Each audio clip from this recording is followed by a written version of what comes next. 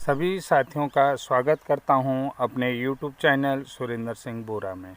साथियों, जैसा कि आप सभी जानते हैं, उत्तराखंड प्राथमिक शिक्षक भर्ती जो राजकीय प्राथमिक विद्यालय में सहायक अध्यापक के लिए चल रही है, तो वर्तमान भर्ती में लगभग 70% नियुक्तियां हो चुकी हैं।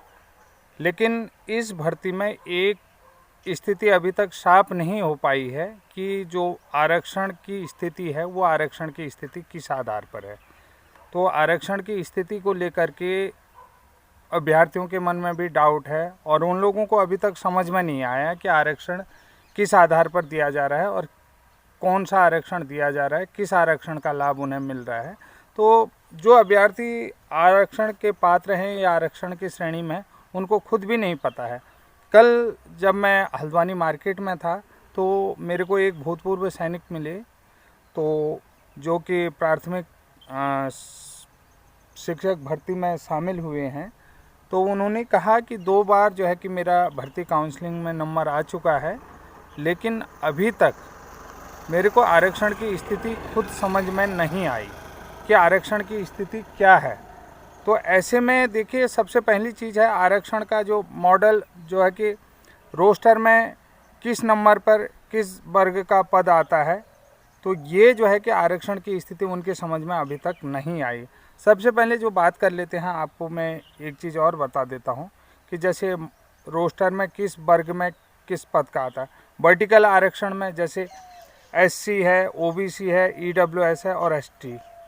और छत्तीस आरक्षण में बात कर लेते हैं, उत्तराखंड भूतपूर्व सैनिक की बात आती है और उत्तराखंड महिलाओं का जो आरक्षण है, उसके अलावा जो है दिव्यांगजनों का आरक्षण है और स्वतंत्रता संग्राम सेनानियों का आरक्षण है। तो ये सभी आरक्षण, जैसे छत्तीस आरक्षण की बात करी मैंने आपको, वर्टिकल आरक्षण की बात करी, तो ये सारी चीज़ें जो है कि ये आरक्षण किस स्थिति में, ये स्थिति अभी तक साफ नहीं हो पाई है। तो साथियों, सबसे पहले जो भर्ती प्रक्रिया में है कि आरक्षण का जो रोस्टर है, तो उस रोस्टर में किस वर्ग में, देखिए सबसे पहले रोस्टर में किस नंबर पर किस वर्ग का पद आता है, ये हमको देखना पड़ेगा। उसके बाद देखिए वर्टिकल आरक्षण की बात हमें देखनी है, SC, OBC, EWS और ST। तो ये आरक्षण किस आधार पर दिया जा रहा है कि कौन से पद पर आ रहा है, ये भी स्थिति साफ करनी होगी। और दूसरी बात है, छत्तीस आरक्षण की बात करनी है। उत्तराखंड महिलाओं की को जो मिलने वाला आरक्षण है, उत्तराखंड की जो महिलाएं हैं उनको आरक्षण में जो है कि क्या लाभ मिल रहा है, भूतपूर्व सैनिकों को क्या लाभ मिल रहा है और दिव्यांगजनों को क्या लाभ मिल रहा है, और जो है स्वतंत्रता संग्राम सेनानी आश्रितों को क्या आरक्षण मिल रहा है। अभी तक जो है कि आरक्षण की स्थिति बिल्कुल भी साफ नहीं हो पाई है। तो ऐसे में देखिए 5% जो भूतपूर्व सैनिकों को आरक्षण दिया गया है, जैसे 2250 के आसपास जो पद हैं, अगर उनमें ही भी आप देखते हैं तो 5% के हिसाब से जो है कि 210, 212 जो है कि आप 5% के हिसाब से भी आप देख सकते हैं, तो 112 के आसपास जो है कि पद होते हैं। अगर यहाँ पर यही चीज़ 112 जो है कि कुल कितने भूतपूर्व सैनिकों ने, अब यहाँ पर आरक्षण की स्थिति ये देखिए कि अगर जो है कि भूतपूर्व सैनिक OBC कैटेगरी का है या SC कैटेगरी का है या ST कैटेगरी का है, तो अब यहाँ पर आरक्षण किस आधार पर दिया जा रहा है कि अगर वो भूतपूर्व सैनिक भी है और उसे जो है कि OBC का भी लाभ दिया जा रहा है या SC का लाभ दिया जा रहा है, ST का लाभ दिया गया है। तो जैसा कि सेंटर में होता है, अगर भूतपूर्व सैनिक है, अगर वो सामान्य श्रेणी का है, तब भी उसे भूतपूर्व कोटे का ही आरक्षण दिया जाएगा। अगर वो SC कोटे का अभ्यर्थी है, तब भी उसे जो है कि भूतपूर्व सैनिक का ही लाभ दिया जाएगा। अगर वो SC का है तो तब भी उसे भूतपूर्व सैनिक का होगा।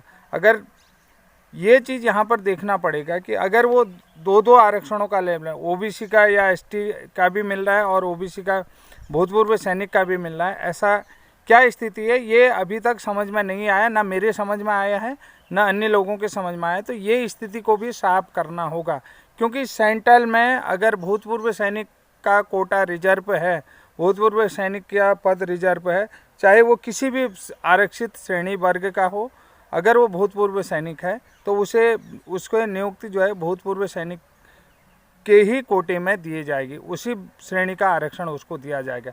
उसे ST, OBC किसी भी वर्ग का है अगर वो, उसका लाभ नहीं मिलेगा, उसे सिर्फ जो है कि भूतपूर्व सैनिक का लाभ मिलेगा।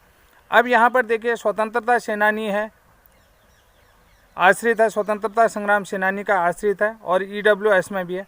अब वो जो है कि या तो EWS का आरक्षण लेगा या जो है स्वतंत्रता संग्राम सेनानी का आरक्षण लेगा। तो साथियों यहाँ पर देखिए प्राथमिक शिक्षक भर्ती उत्तराखंड में जो राजकीय प्राथमिक विद्यालय में सहायक अध्यापकों के पदों हेतु जो भर्ती हो रही है, तो उसमें आरक्षण की स्थिति क्या है, रोस्टर में किस नंबर पर किस वर्ग का पद आता है, ये आपको ये स्थिति साफ करनी होगी। उसके बाद ही तब पता चलेगा कि आखिर आरक्षण किस आधार पर इस भर्ती में लागू हुआ है।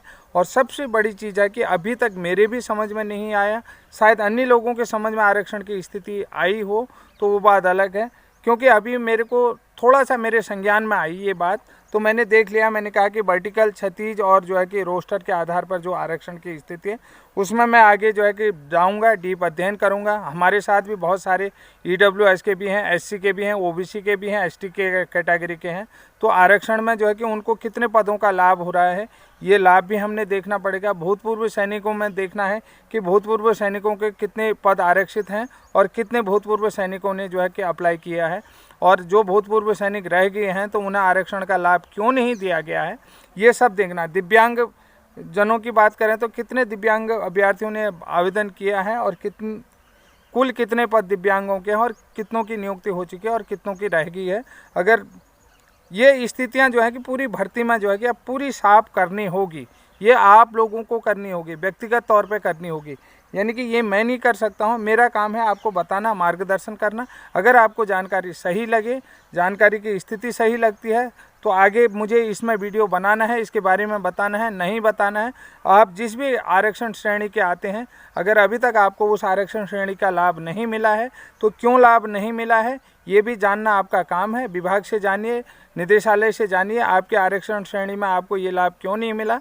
आप किसी भी माध्यम से, सूचना अधिकार के माध्यम से भी ये लाभ जान सकते हैं। सीधे निदेशालय में संपर्क करके भी देख सकते हैं कि आखिर कितने पद आरक्षित थे और कितनों का सिलेक्शन हो गया है, क्यों नहीं मिला, और मिला तो किसको मिला, किसको नहीं मिला, ये स्थिति आप जान सकते हैं। तब तक के लिए जय हिंद, जय उत्तराखंड।